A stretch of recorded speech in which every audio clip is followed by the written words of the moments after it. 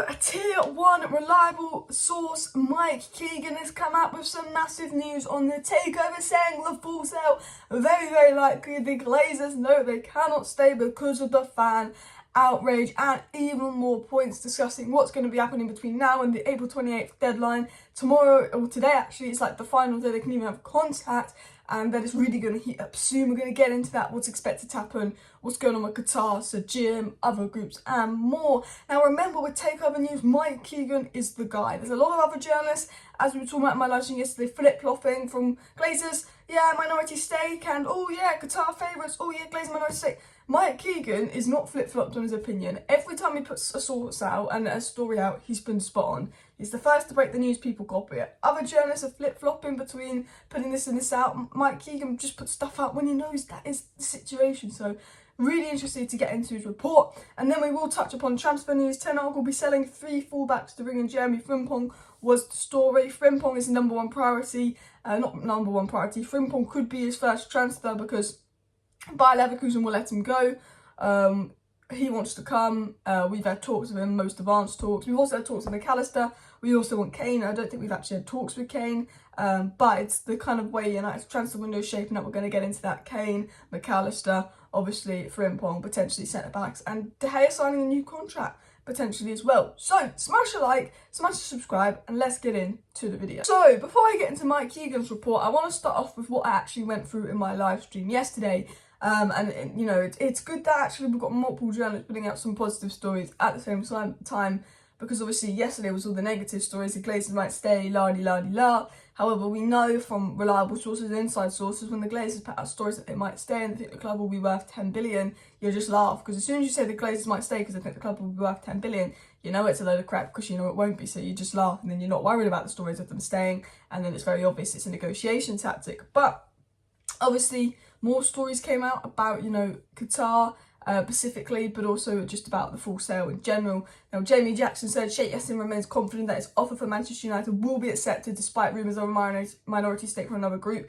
People in Qatar, those in Qatar, very confident, don't believe the minority stake things, aren't bothered about it. They think, yeah, boom, our full sale will be accepted, our offer will be accepted, trust us, this third offer, boom, going to be accepted, not worried about those minority stakes. It's kind of the feeling of those in Qatar. They know they've got the money, they know the Glazers deep down. The Glazers put this, oh, we're not sure if we want to sell or not, if we, you know, we know the Glazers want to sell, because why would they take 2.5 billion to invest completely back into the club that they're not making any money off at the moment because of the loan repayments being so high? Or would they take 5.5 billion, have it all to themselves, not have to deal with the fan outrage of staying, and F off with their money? Surely they'd want to F off with their money, on top of the fact that United's $1 billion in debt, and the financial crisis where the Glazers aren't going to make much more money being at United unless they sort it out. And it's not worth 6 billion. If you look at the financial crisis of United, it's not worth 6 billion. But Qatar, very confident their offer will be accepted. It was said though by Mike Keegan, this is the big story, this is the big news, okay? Just in, a full sale still remains the likeliest outcome for United. Now some of you might say, well, that's not news. We know that from Romano, loads of journalists, the full sale is the most likely outcome. Yes. But we had that uncertainty, and some people were getting worried the other day with this Elliott Group and Carlisle Group, etc, and the story that the Glazers could get 10 billion, they're actually more towards staying now, la-di-la-di-la. I said, look, when you see the price, the stocks of the price go down 13% because of some rumours that they might stay. When you look at the financials of United, and you look at the fact that Qatar made all the effort to employ people on a long-term basis and start up this 92 group, you know Qatar seriously in for United. You know the Glazers going to a third round of bidding when they got loads of minority offers, shows that they're not bothered about the minority offers. They want to go to a third round of bidding because they want more money for the full sale. We know the fact that they even extended the deadline for Qatar and Sajin specifically shows that they want the full sale. You know, there's so many reasons that we know they want the full sale, but they're obviously putting out stories that they want to stay. And obviously Mike Keegan saying, despite these stories, it's still likely they will sell the club. So it's just reminding you, despite the stories, it's still likely they'll sell the club, which again, it is pretty much telling you, you know, it's a game, it's a PR spin. Now, I'm not saying that, you know, we're going to get Qatar, okay? I think we'll get Qatar. I'm confident the Glazers will leave, but you don't know. I thought we were going to sign Frankie de Jong in the summer. I really did. We didn't sign Frankie de Jong. Do you know what I mean? Like, how can people... I thought we were going to sign Gakpo. Well, we didn't sign Gakpo. You know, I think a lot of things, I'm not always right. But I just think, using common sense, that when the Glazers say they want to stay, it's a negotiation tactic, because there's no financial reason for them to stay, and they like money. It's all about money for them, but it's actually more about money if they leave. But it was said as well, the Glazers are aware of the potential outrage if they decide not to sell Manchester United. The prospect of Manchester United becoming a toxic brand should the owners choose to not sell is likely to be a factor under consideration. So he's also saying, look, the Glazers know that if they do not sell the club, there is going to be fan outrage. The fans are going to be fuming. And they've seen probably the stock price go down 13% just at the thought of them staying. So again, I think, you put in all the factors of the money they're going to get from Qatar making the effort to do a 9-2 foundation, employ all these people on a long-term basis. Qatar is serious. If Qatar is serious and they've got the money for United and they've got the green light from everyone else and they believe that their offer will be accepted, if you get other reliable sources saying the full sale is most likely, the Glazers actually are scared of the fan outrage just by putting out stories, it makes me think, well, look, this is big bash bosh positive news. Now, obviously, look, there'll be another journalist putting out a story tomorrow saying the Glazers going to stay. But the reason I just believe Mike Keegan at the moment. The only because Jamie Jackson said, look, Qatar believe the offer will be accepted, but he might put out tomorrow, oh, the Glazers feel like they're going to stay. Sky Kavanagh's was jumping. It's been saying about 50 stories, meaning 50 different things. A lot of journalists, and they're good journalists. Jamie Jackson, Sky Kavanagh, they're all very good journalists, but they get briefed by the club. 1 minute it's the full sale's the most likely outcome. The next minute, it's the Glazers staying the most likely outcome. Mike Keegan just puts out stories, sticks with his opinion, has been spot on so far. And he's saying, look, if the Glazers are scared if they stay about this, the full sale is the most likely outcome, la-di-la-di-la. So, again, I feel positive reading this Mike Keegan story because him and Romano are probably the two journalists that are putting out stuff that they know, not stuff they've been briefed to by the club. And I generally believe that the full sale is the most likely outcome because they're scared. But also, I think Qatar are most likely to be next owners. Now, the last thing Mike Keegan said in his report, which was an interesting point that I want to pick up on, was this.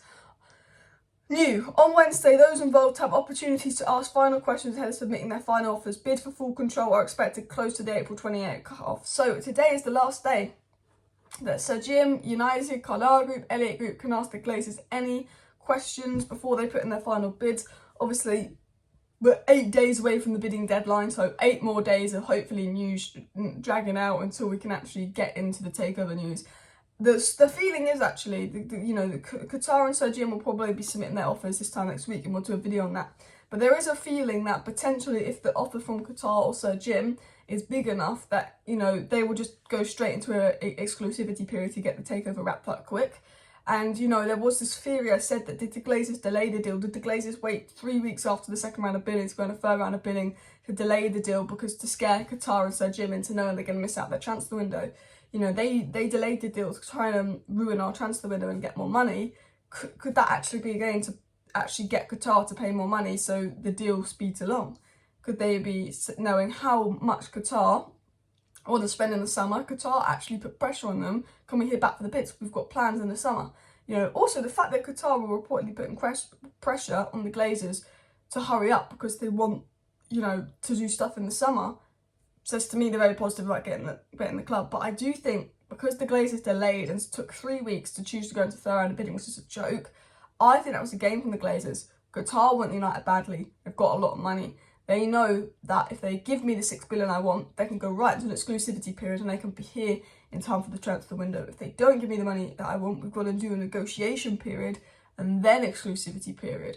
But after these third and final rounds go in on the 28th, that is the final round of bidding, bish, bash, bosh. Sometime after that, the Glazers have to choose someone to go into an exclusivity period or 2 preferred bidders, etc., etc. And we'll have some outline on who that may be. I'm still positive of the full sale, as I said. But you just never know with the Glazers. They are stupid businessmen and it makes no logical sense for them to stay, which is more reason for them to stay.